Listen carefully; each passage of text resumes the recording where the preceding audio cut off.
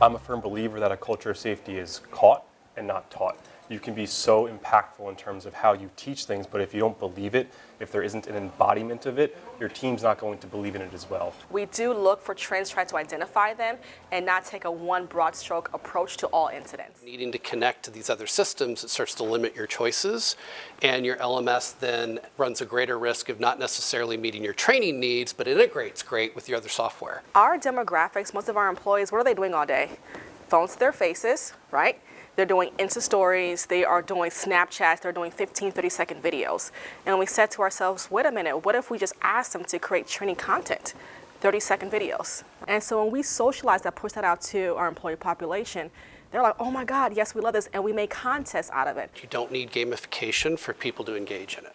There are times where the appropriate application of gamification can reinforce what they've learned.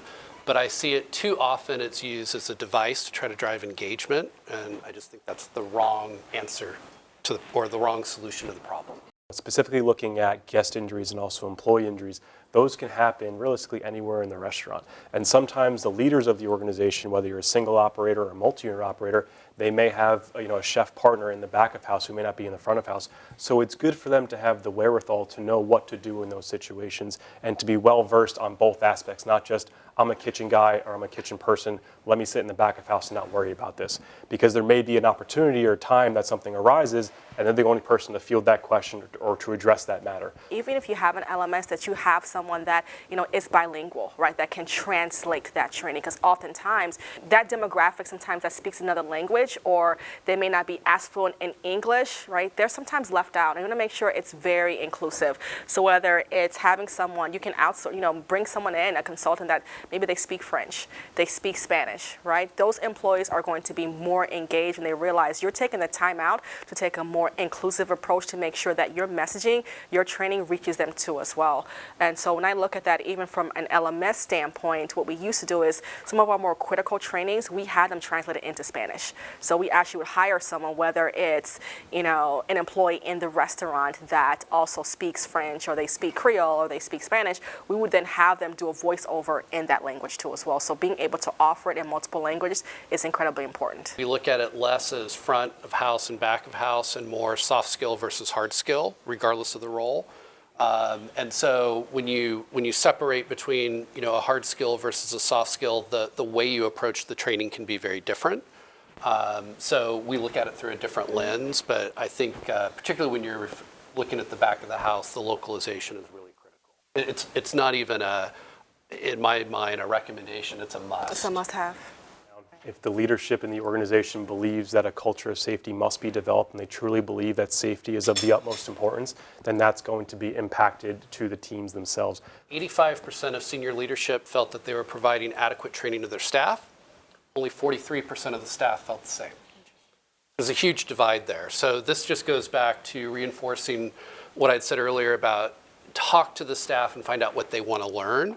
Don't drive everything from what we want to teach. Hourly employees, they're your eyes and ears. They know exactly what's going on in that restaurant. They know what's happening every day. They know what those issues are. So being able to have a conversation with them, it builds buy-in and credibility, for your organization and for your function too as well. Because when you can create something and then you can connect and say, hey, you know what? We created this training because Sally Sue recommended and said this is needed. Guess what? That employee, they're going to drive that. They're going to socialize that, and you're going to receive more feedback around that training that you need to create. So I think that buy-in is created when your employees are involved in the actual process of understanding and communicating what's needed for the organization. Well, if a guest slipped and fell in your restaurant, you don't say, "Oh, that happens here all the time." Literally, the worst thing you can say. What we want to train them to say is be empathetic and apologize. So that information starts with the training. And so they may not know what to do from start to finish, but at least they know what to avoid doing or what not to do, because that is important and that's going to help. And part of the way that we accomplish tackling those projects is you ultimately have to get the time, right? Which often means you need support from the senior leadership team. So something that Katina said earlier that I want to go back and really emphasize is if you're not thinking about your training program, or if you're thinking of an LMS, if you're not thinking about that investment as helping you make money, you're missing a key opportunity in selling this internally to senior leadership. when your employees are coming to you with training that they've created on their own without you asking for it, right, that's a sign to say, okay, we're doing something okay.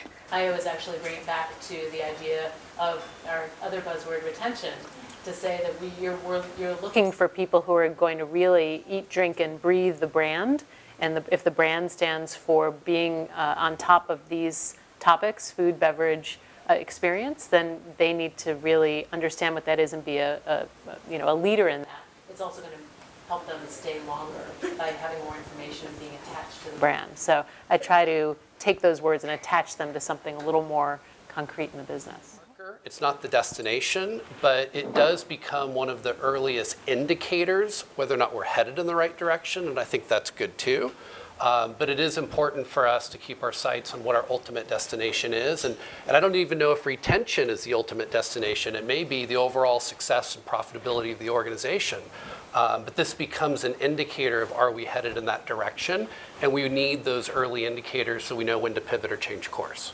On the flip side, I collaborate with a lot of chefs and chef-owned operators, chef-owned restaurants. And so in terms of the customer service aspect, this is something that they don't feel confident in. Mm-hmm. So I come in as a partner to bring a breadth of information outside of their business while they're bringing all the weight and integrity of the culinary. I could bring the weight and integrity of the front of house experience. Bringing in a third party who can share experiences from different clients, different industries, what have you, it's only going to help resonate with the team further. And then when those teams or your teams ask those challenging questions, does that subject matter expert have the wherewithal to answer them intelligently? What I've found is when operators perform the training that we perform at E.V. Cohen, they're not able to reach in their bag of tricks and answer the questions with the greatest of experience. So having that third-party expert in this situation is going to be very helpful. We can draw from experiences, we can answer questions a bit more granular, and we can help them to understand what they should be doing, again, what they shouldn't be doing, all while making sure that they understand the process and they're being educated at the same time.